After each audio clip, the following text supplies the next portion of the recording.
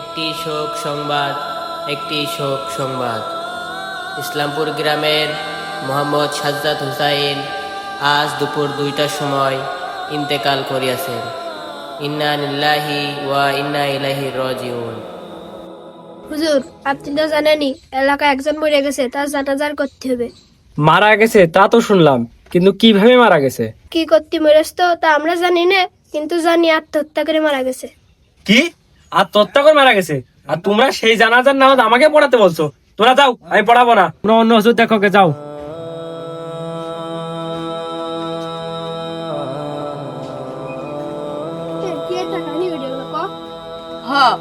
আমরা তো ভাবতে পারিনি এরকম হবে নেতা।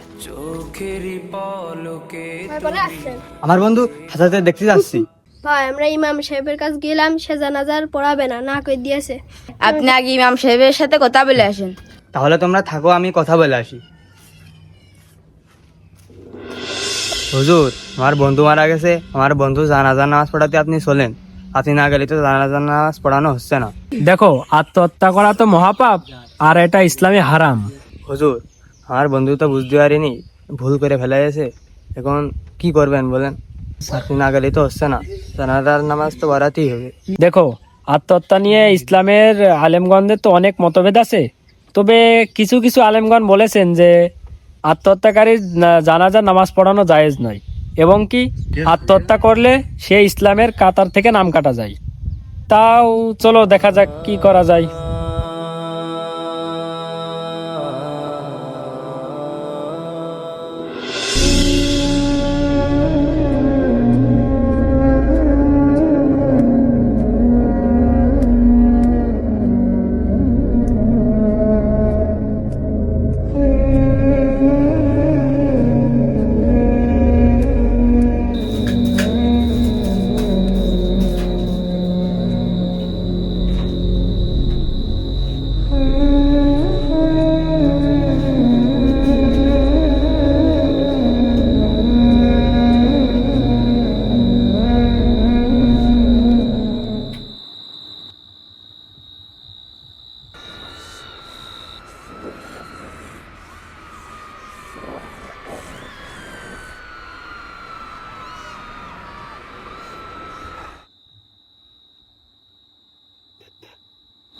কি সব স্বপ্ন আসছে?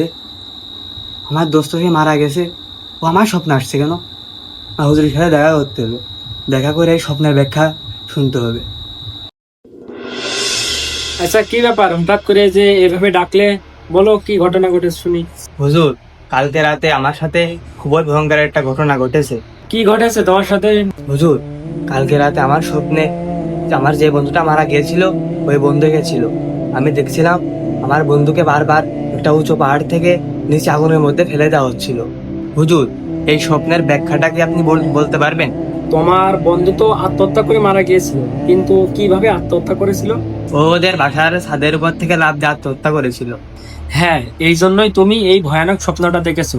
কারণ তোমার বন্ধু তাদের বাসার ছাদ থেকে নিচে পড়ে আত্মহত্যা করে মারা গিয়েছে।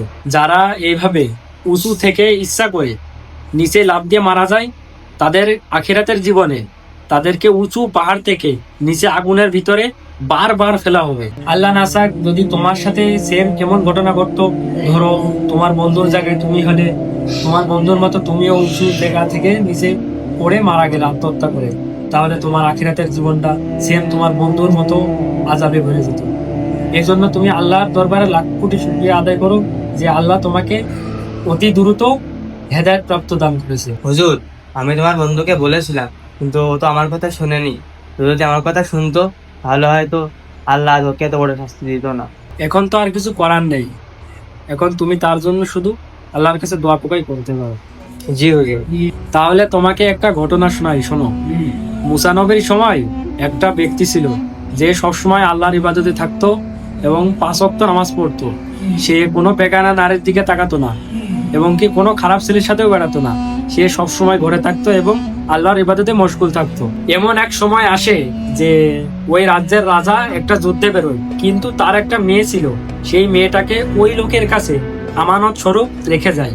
ঠিক তখনই শয়তান এসে তাকে কুমন্ত্রণা দেয় এবং সেই মেয়ের সাথে জিনা এবং শারীরিক সম্পর্কে লিপ্ত করায়। তখন সেই অলিটি সেই মেয়ের সাথে খারাপ কাজ করে এবং গুনার কাজ করে রাজার বিশ্বাসকে ভেঙে ফেলে এবং সে চিন্তায় পড়ে যায়। ঠিক তখন শয়তান আবার এসে তাকে কুমন্ত্রণা দেয় এবং বলে, তুমি এই মেয়েটাকে মেরে ফেলো, তাহলে সব সমস্যার সমাধান হয়ে যাবে। তারপর সেই রাজ্যের রাজা যুদ্ধ শেষে বাসায় ফিরে আসে, এসে দেখে তার মেয়ে নাই। তখন ঠিক শয়তান আবারও মানুষ রূপে এসে রাজাকে কুমন্ত্রণা দেয় এবং বলে দেয় যে আপনি যার কাছে আমানত রেখেছিলেন সেই লোকটি আপনার মেয়েকে মেরে ফেলেছে। তারপর রাজা খুবই ক্ষিপ্ত হয়ে সেই লোকটিকে মৃত্যুদণ্ড দিয়ে দেয়। তাহলে তুমি এই ঘটনা থেকে কি শিক্ষা নিলে? হুজুর, আমি তো তেমন কিছু বুঝতে পারিনি, কিন্তু আমার কাছে মনে হয়েছে এটা খুবই খারাপ কাজ। তুমি তো ঘটনাটার মূল বিষয়টাই বুঝলে না। এই ঘটনার মূল বিষয় হলো সেই অলিটা সারা জীবন আল্লাহর ইবাদত করে শেষ বেলায় এসে শয়তানের একটা মাত্র কুমন্ত্রণায় জিনার মতো গুনায় লিপ্ত হয়ে সে নাপাক অবস্থায় মারা গেল।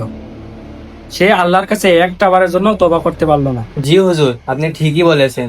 সে সারা জীবন ইবাদত করে এসে লাস্টে শয়তানের ধোকায় পড়ে জাহান্নামীদের কাতারে চলে গেল। তাহলে তুমি আগে যা গুনাহ করেছো সেগুলোকে ভুলে যাও। ভুলে যে এখন থেকে আল্লাহর রাস্তায় সময় ব্যয় করো এবং 5 ওয়াক্ত নামাজ কায়েম করো এবং বেশি বেশি তওবা ও ইস্তেগফার পাঠ করো। আল্লাহ আমাদের সবাইকে সঠিক বুঝার তৌফিক দান করুন, আমিন। আসসালামু আলাইকুম ভিউয়ার্স, আজ আমরা দেখলাম কিভাবে খারাপ সম্পর্কে লিপ্ত হয়ে যুব সমাজ ধ্বংস হয়ে যাচ্ছে। তাদের নিজের সুন্দর জীবনটাকে তারা নিজেরাই ধ্বংস করে ফেলছে। আপনারা দোয়া করবেন যেন আমরা আপনাদের জন্য আরো সুন্দর সুন্দর ইসলামিক কন্টেন্ট নিয়ে আসতে পারি এবং আপনাদেরকে দাওয়াত ও ইসলামের হেদায়েতের পথে আনতে পারি। আপনারা আমাদের ইউটিউব চ্যানেলটিকে সাবস্ক্রাইব করবেন এবং বেশি বেশি কমেন্ট করে আমাদের সাথেই থাকবেন। আল্লাহ হাফেজ।